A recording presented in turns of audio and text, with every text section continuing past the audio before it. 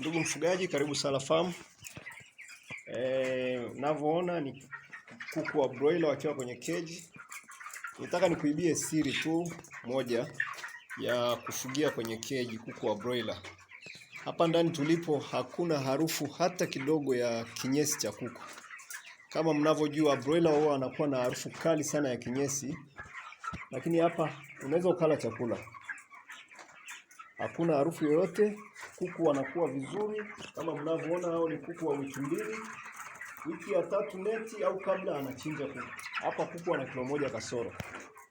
So ninakushawishi kufuga kuku kwenye cage kama mfugaji huyu alivyofanya, upate faida nyingi.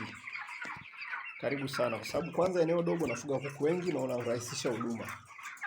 Karibuni sana sana Sala Farm, kuwashauri na kuwafanyia miradi ya ufugaji kama hii. Wiki 2 hao.